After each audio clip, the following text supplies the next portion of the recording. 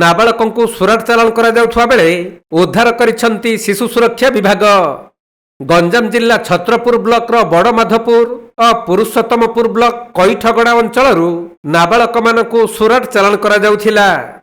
ତେବେ ପୂର୍ବ ସୂଚନା ମୁତାବକ ପ୍ରସ୍ତୁତ ଥିବା ଶିଶୁ ସୁରକ୍ଷା ବିଭାଗ ଓ ଶ୍ରମ ବିଭାଗ ମିଳିତ ଭାବେ ଚଢ଼ାଉ କରି ଛତ୍ରପୁର ରେଲୱେ ଷ୍ଟେସନରୁ 4 ଜଣ ନାବାଳକଙ୍କୁ ଉଦ୍ଧାର କରିବା ସହିତ 2 ଜଣ ଦଲାଲଙ୍କୁ ଅଟକ ରଖାଯାଇଛି। ଏହି ଘଟଣାର ତଦନ୍ତ ପରେ ଦଲାଲଙ୍କ ଉପରେ ଦୃଢ଼ କାର୍ଯ୍ୟାନୁଷ୍ଠାନ ନିଆଯିବ ବୋଲି ଶିଶୁ ସୁରକ୍ଷା ଅଧିକାରିଣୀ ସୂଚନା ଦେଇଛନ୍ତି। ଆମେ 4ଟା ପିଲାଙ୍କୁ ଧରିଛୁ।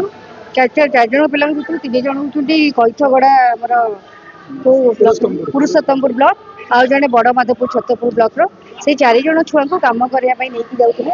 ତାଙ୍କ ନାଁ ହେଉଛି ସୁଦର୍ଶନ ଘରେ ସେ ନେଇକି ଯାଉଥିଲେ। ସେ ପିଲାମାନେ କହିବା ହିସାବରେ ତାଙ୍କୁ କାହାକୁ 6,000 ଟଙ୍କା, 2ଟା ପିଲା ସେଠି ଆଗରୁ କ'ଣ କାମ କରିବାକୁ ବି ଯାଇଥିଲେ। ଆଉ ଗୋଟେ ସାନ ପିଲା ଯିଏ ସବୁଠୁ ସେ କ'ଣ 8 ପାସ୍ କରି ତା ଘରର ବହୁତ ଅସୁବିଧା ପାଇଁ ତାକୁ ନେଇ କେଉଁ ହୋଟେଲରେ 5,000 ଟଙ୍କା ମାସକୁ ତାକୁ ଦରମା ଦେଇଥାନ୍ତେ, 3 ଓଳି ଖାଇବାକୁ ଦେଇଥାନ୍ତେ ବୋଲି ସେ ଛୁଆଟି କହିଲା। ତ ଆମେ ସେ ଇନଫର୍ମେସନ୍ ପାଇଲୁ, ଚାଇଲ୍ଡ ଲାଇନ୍ ଯେତେ ଇନଫର୍ମେସନ୍ ପାଇଲା BLO, ଆମର ଲେବର ଡିପାର୍ଟମେଣ୍ଟ, ପୋଲିସ, ଆମର ଇଏ ଛତ୍ରପୁର ପୋଲିସ ଆଣ୍ଡ ଲାଷ୍ଟରେ ଆମର RPF ପୋଲିସ ସମସ୍ତଙ୍କର ମିଳିତ ସହଯୋଗରେ ଆମେ ସେ ପିଲାମାନଙ୍କୁ ଆଜି ରେସ୍କ୍ୟୁ କଲୁ। ବର୍ତ୍ତମାନ ଆମେ ଚାଇଲ୍ଡ ୱେଲଫେୟାର କମିଟିର ପ୍ରଡକ୍ସନ୍ ହେବ। ତାପରେ ସେମାନେ ଯାହା ଆସପଟ ଅର୍ଡର ଦଲାଲ ତ ଏଇଠି 2 ଜଣ ଆମକୁ ଧରା ହେଇଛି। ବର୍ତ୍ତମାନ ମୁଁ FIR ଦେବି ଏମାନଙ୍କ ନାଁରେ। ତାପରେ ସେ ଛୁଆମାନଙ୍କୁ ଚାଇଲ୍ଡ ଲାଇନ୍ ନେଇକି ପ୍ରଡକ୍ସନ୍ କରିବ।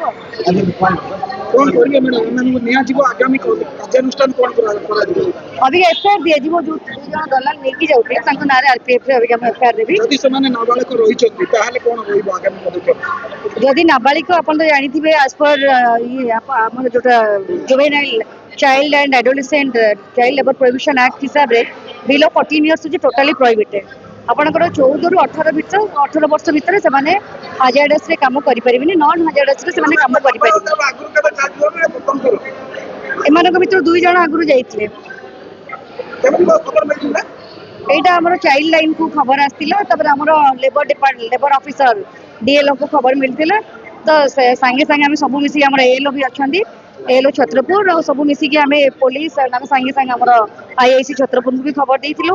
ତାଙ୍କର ସବ୍ ଇନ୍ସପେକ୍ଟର ଦେନ୍ ଆମେ ଯେହେତୁ ଟ୍ରେନରେ ଯିବେ RPFକୁ ଖବର ଦେଲୁ। ସମସ୍ତେ ସେମାନେ ଗୋଟେ କାରରେ ଆସିଥିଲା। ଯୋଉ ଖବରଟା ଆମକୁ ମିଳିଥିଲା ସେମାନେ ଏଇ ନମ୍ବର କାରରେ ଆଣ୍ଡ ତାର ଗୋଟେ ଭିଡିଓ ସେ ପଠେଇଥିଲେ ଆମକୁ। ତ ସେଇ କାରରୁ ଯେତେବେଳେ ସେମାନେ ଓହ୍ଲେଇଲେ ଆମେ ସାଙ୍ଗେ ସାଙ୍ଗେ ସେଟା ବି କ୍ୟାପଚର କରିଛୁ। ଚାଇଲ୍ଡ ଲାଇନ୍ ସେଇ ଭିଡିଓଟା କ୍ୟାପଚର କରିଛନ୍ତି। ତେଣୁ ସେମାନେ ଏମିତି ବହୁତ ପିଲା ମାନେ ଯାହା ଜଣା ପଡୁଛି ଏମିତି ବହୁତ ପିଲା କାରଟା ଆକ୍ଚୁଆଲି ଖସି ପଳେଇଲା। ଯାହା କହିବା ହିସାବରେ ଚାଇଲ୍ଡ ଲାଇନ୍ 2ଟା ପିଲା ସେମାନେ ଖସିଗଲେ। ଆଉ ବାକି 4ଟା ପିଲାକୁ ଆମେ ଛୋଟ ଛୁଆମାନଙ୍କୁ ଆମେ ନିଶ୍ଚିତ ହବ। ଯୋଉ କାର ସେ ଛୁଆଙ୍କୁ ନେଇକି ଆସିଥିଲା ଏବେ FIR ଦେଲେ ସେଇ କାର ନମ୍ବରଟା ବି ଆମେ ଦବୁ। ତ RPF ବାଲା ଦେଖିବେ ସେ ମାନେ ଗାଡି କ'ଣ ଯେହେତୁ ଷ୍ଟେସନକୁ ଆସିଥିଲା, ଷ୍ଟେସନ ପାଖରେ ଥିଲା, ତେଣୁ ଅବଭିୟସଲି ଜଣା ପଡିବ ଯେ ସେ କାର କାହାର, ସେ କୋଉ ପିଲାଙ୍କୁ ସବୁ ନେଇକି ଆସିବ। ଗଞ୍ଜାମରୁ ଜଗନ୍ନାଥ ସାହୁଙ୍କ ରିପୋର୍ଟ, କୋଣାର୍କ ଲାଇଭ୍।